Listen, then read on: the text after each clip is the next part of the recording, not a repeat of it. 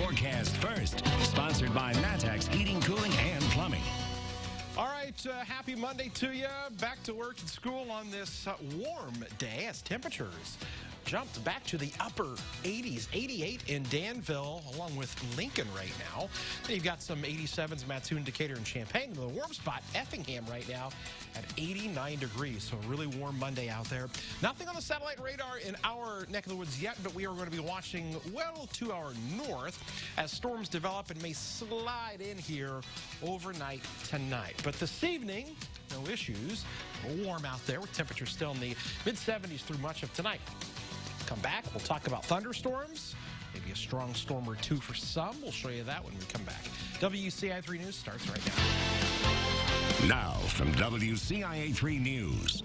It's been more than 2 years since U of I scholar Ying Zhang was kidnapped and killed, while experts say identifying her remains may be possible.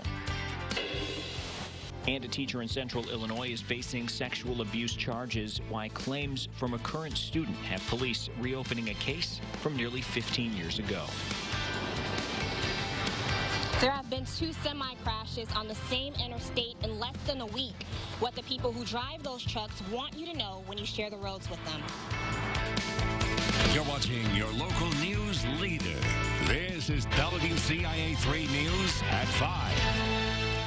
It's been more than 2 weeks since Brent Christensen was sentenced to life in prison for kidnapping and killing U of I scholar Ying Zhang. Her remains have yet to be found.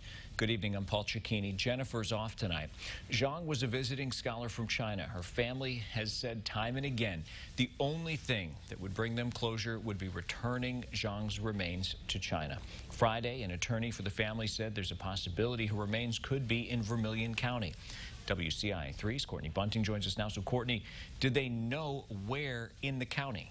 Yeah, Paul, they said in a landfill, but not which one. There are 2 active landfills in the county, and even then, it could be a long shot. Still, experts say it's more likely than you might think. UI anthropology professor Ripon Molly says the oldest DNA to be extracted from a human goes back to more than 100,000 years.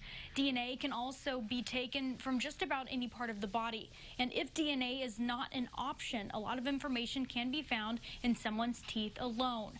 The imprint of someone's teeth can also be matched to someone's dental records, if any exist. During the trial, prosecutors brought up a duffel bag that Christensen had bought shortly before the killing. That duffel bag was never recovered. If Zhang's body was put inside that bag, experts say it's even more likely that DNA could be recovered from her remains. And a news conference about her remains is scheduled for Wednesday at 10. Live in the newsroom, Courtney Bunting, WCIA 3, your local news leader. All right, Courtney, thanks for that update. Now, an endowment at the U of I will be created in Zhang's honor. It will be for international students in crisis. A link to donate to the fund can be found at WCIA.com. The Piatt County Sheriff's Office says the search continues for a missing teenager. 17-year-old Madison Hicks was last seen about a week ago in Cerro Gordo. She's 5'3", about 150 pounds, with brown hair and hazel eyes.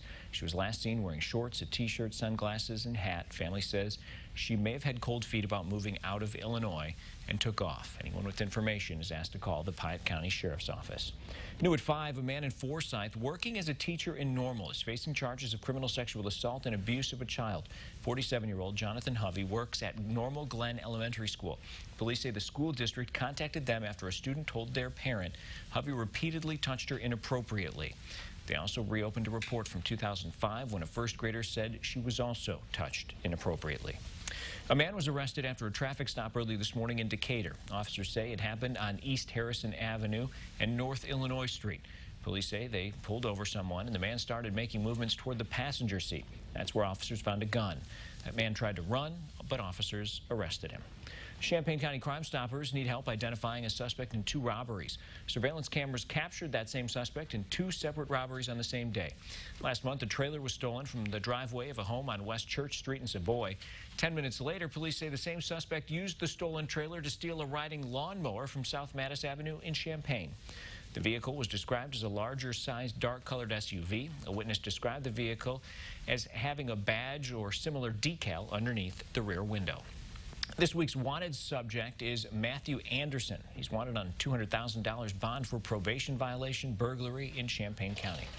His last known address is 807 East Park Street in Urbana. Anyone with information on either case is asked to call Crime Stoppers. There have been 2 crashes on I-74 in Vermilion County in less than a week. Now, some drivers say they're being more cautious before getting on the road. WCIA 3's Jamie Mays is live with us. So, Jamie, there was another crash this morning. That's right, Paul. The eastbound lanes by Danville's Bowman exit were closed after a semi caught fire and traffic was backed up for more than a mile. Drivers were diverted to side roads. The person driving the semi is expected to be okay. But that's not the only accident that's happened recently in the county. 2 semis crashed on the interstate between Oakwood and 50 and 4 days ago. Traffic was rerouted and one of the off-ramps was closed. One person died in that crash. Truckers say they're being more watchful. Really, it's not safe. And most of these cars, they jump in front of these trucks. If we don't stop as a dime. So it takes a little while for it to stop, but the cars don't know that. I spoke to a firefighter who has had to respond to crashes on that interstate this year. He says that crashes on that interstate can be severe because of the extreme speeds that some of these cars are going.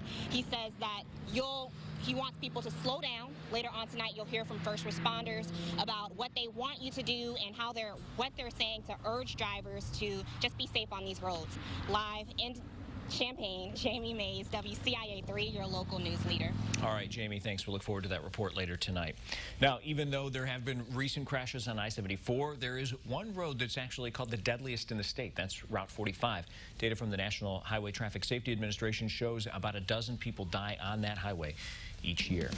Well, as kids head back to school, districts are still trying to solve a problem. What they're doing to make sure teachers are in the classroom on the first day of class. Plus, there could be a change in how your kids get their medicine at school. What's being done to put the students in charge?